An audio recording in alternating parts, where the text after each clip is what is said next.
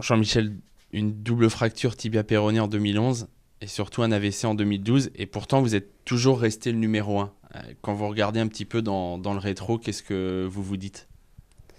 J'ai pas l'habitude de regarder dans le rétro. Maintenant, pas, parfois, oui, je pense à ça. Ouais, je dis que j'ai eu de la chance, quoi. La fracture, c'était la première fois que je me cassais en 30, maintenant c'est 30 ans de carrière, première fois cassé. Et la petite bévue, là, le AVC, j'ai eu beaucoup de chance aussi, hein. Ça a duré 4 mois, j'étais nul, mais après, ça y est, c'était reparti. Donc, moi, je dis, je suis né sur une bonne étoile. Bon, Pendant ces 4 mois, justement, est-ce qu'il y a un moment où vous vous êtes imaginé une vie où vous pourriez plus du tout monter dans un sulky? Est-ce que ça vous a traversé l'esprit? Ouais, j'avais dit aux enfants, ouais, j'ai pleuré beaucoup parce que ouais, tu perds le moral total. Maintenant, après, quand j'ai relevé la tête, j'ai dit aux enfants, je vais entraîner comme Jean-Paul Marmion, quoi. Exactement pareil. Pour moi, c'était simple et ça a coulé de source. Le gamin, il allait prendre de l'âge, de l'âge, et petit à petit, j'avais prévu de déléguer à lui, quoi. Donc, entraîner avec une main dans le dos, ça me gênait pas trop. Mm. Et finalement, vous avez retrouvé vos facultés et vous avez obtenu cette année votre 19e sulky d'or. Déjà, Mm. qu'est-ce que ça représente pour vous, comme ça, 19 sulky d'or? Bah, bah, déjà, c'est énorme. Maintenant, ça fait que pendant 20 ans, j'étais à fond, quoi. Mais ça, c'est toujours bien mis. Des bons chevaux, des bons entraîneurs au début qui me faisaient énormément confiance. Des grosses bécanes, quoi. Donc,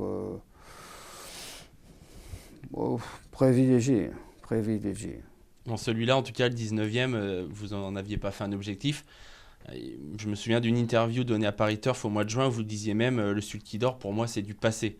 Ça, c'était. Vous le pensiez vraiment à ce moment-là? Vous aviez laissé un peu tomber? Franchement, oui. Je ne me suis pas occupé de trop. J'ai délégué beaucoup en début d'année. J'ai couru, je crois, d'après ce que m'a dit Kamel Simani, mon agent, c'est 40 de courses de moins à peu près. Mais j'étais vraiment cool, quoi. Ça se passait bien, je me concentrais sur mon entraînement, sur moins de chevaux à courir, bien, bien tout en ordre chez moi. Et j'ai son œil de tracteur, j'avais la course à 16h15, je regardais Alex ou Eric, ça se passait super bien. Hop, j'étais vraiment décontracté et bien chez moi avec ma femme Nelsie et puis la petite. Et non, j'étais super cool, quoi. Alors, qu'est-ce qui vous a poussé finalement à vous battre? Et est-ce que le fait que tout le monde vous donnait finalement perdant pour le coup, parce que Franck Nievard avait pris de l'avance, est-ce que ça a un peu réveillé votre instinct de compétiteur?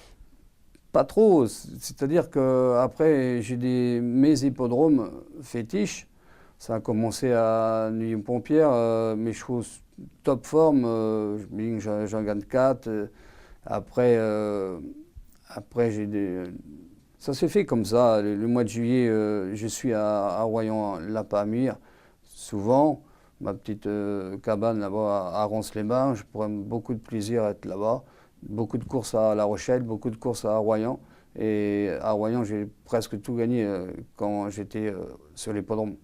Donc, euh, donc, franchement, c'était que du bonheur. Il faut dire aussi que, comment il s'appelle, Franck, il n'a pas été chanceux depuis le mois de juillet. Il y a des grosses maisons pour lui qui n'ont pas tourné du tout, mais vraiment pas du tout. Et bah, après, c'est plus difficile, hein. Moi, j'ai jamais fait autant de gagnants comme entraîneur cette année. Voilà, ça fait que je suis sur le cul d'or, mais je me suis mis à vraiment accélérer, enfin accélérer, aller aux courses presque tous les jours. au mois d'octobre, fin septembre. Mais avant, c'était surtout pas une priorité, surtout pas. Bon, ça fait 19, 20, ça sonne rond, c'est pas un peu mieux? C'est quoi l'objectif là pour l'année qui arrive? L'objectif, c'est de repasser une année comme je l'ai passé en 2017. Franchement, c'était ma plus belle année en tant qu'entraîneur. Des chevaux top forme, des chevaux pas fautifs, donc vraiment facile à entraîner, des très bons chevaux dans mes box, pas débordés de travail, et puis voilà, vraiment c'était une balade en mer cette année 2017. Mon fils qui a débuté en compétition, il a gagné, j'étais présent au milieu de la piste. C'était vraiment un grand moment pour moi. Et puis là, pour l'instant, c'est pas trop mal. Donc, ouais, j'ai bon espoir que dans 5 ans, je peux encore relâcher la pression.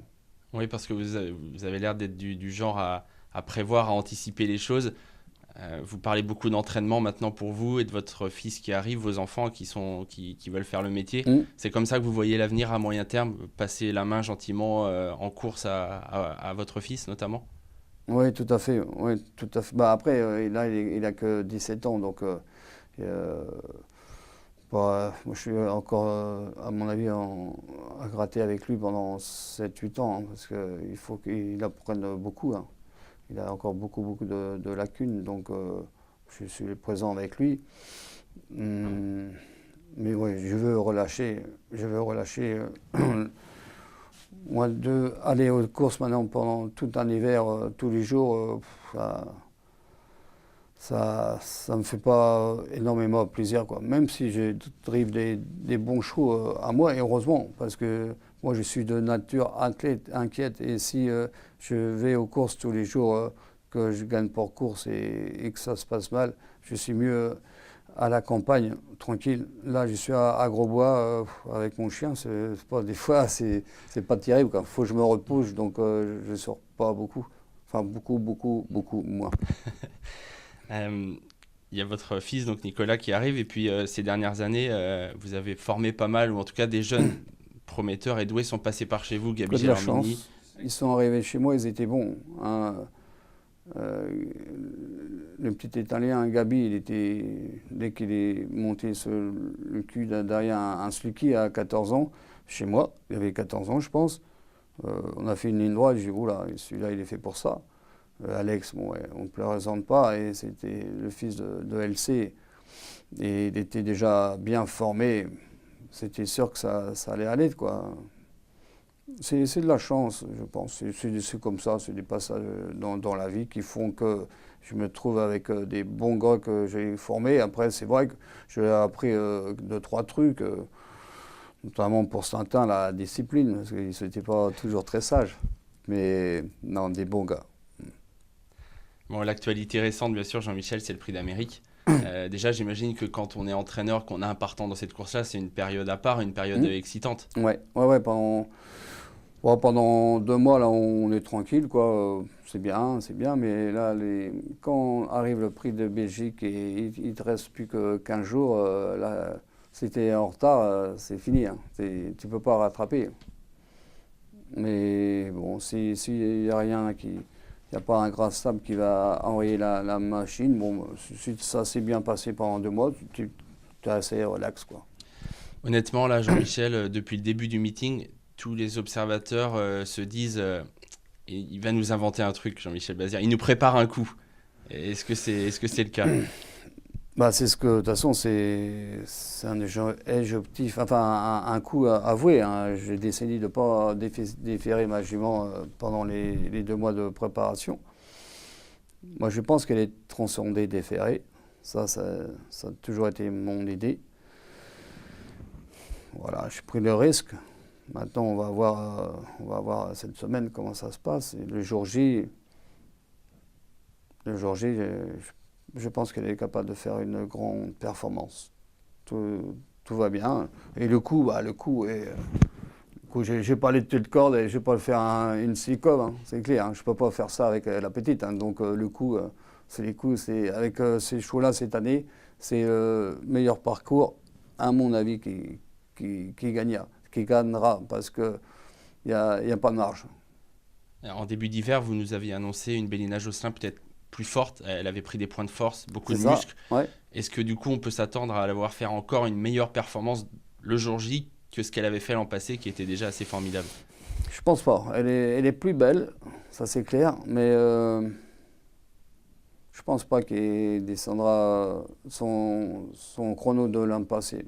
Après, le chrono de l'an passé, il est un peu spécial parce que bizarrement, ça avait fort roulé jusqu'aux 1200 mètres de l'arrivée. Et forcément, quand tu as des rollers devant, tu barres le record.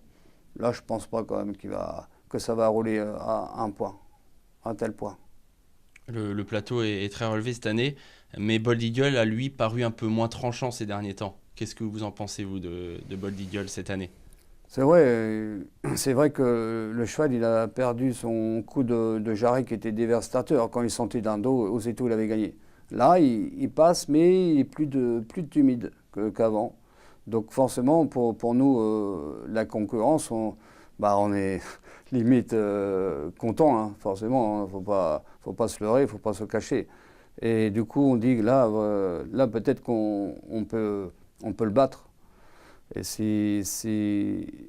cette année, il paraît battable. Mais il faut avoir le parcours. Et lui, il ne faut pas qu'il ait le... Parce que l'année dernière, il a eu des parcours magnifiques tout au long des préparatoires.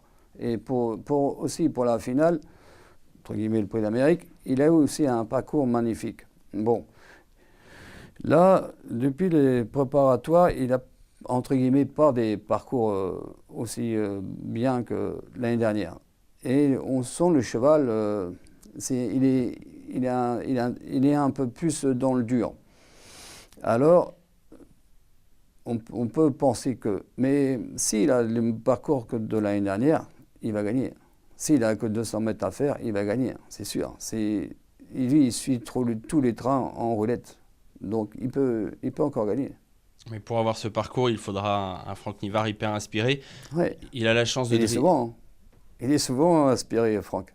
Il a la chance de driver Bold Eagle, mais il a la pression forcément qui va avec, parce que Bold Eagle, quand il est deuxième, c'est une défaite.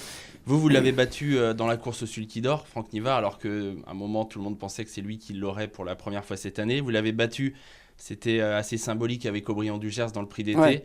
Est-ce que vous le sentez un peu bousculé, un peu moins serein que l'an passé, Franck Nivard? Je pense pas. Moi, je suis dans le peloton tous les jours avec lui et pour moi, Franck, il drive les mêmes courses sereines qu'il a drivé en 2016 ou pendant l'hiver 2016-2017. Ouais. Rien n'a changé pour moi, concernant Franck. Concernant la pression, on y revient, qu'il y a un jour de prix d'Amérique, c'est particulier. Vous avez été parfois favori du prix d'Amérique. J'imagine que c'est un moment vraiment à part dans l'année.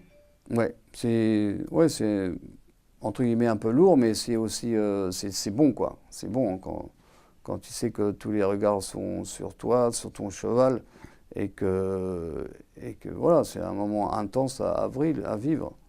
C'est un bon moment. Un mot rapide sur le plateau de cette année. Il y a des étrangers qui ont l'air très forts. Propulsion a l'air meilleure encore que l'an passé. Ridley Express a fait belle impression. Votre sentiment un peu général là-dessus? Moi, j'aurais à penser que Propulsion est très bon cette année. Meilleur que Ridley Express. Même s'il est très bon, mais il manque peut-être un peu encore de maturité. La concurrence étrangère, je pense qu'elle vient de Propulsion. C'est votre favori pour l'Amérique? C'est mon favori, même si dans ma tête, c'est pas... Mais bon, on va dire que c'est mon favori. Mais c'est pas gagné pour lui, c'est ce que vous voulez dire. Ah non, c'est pas gagné.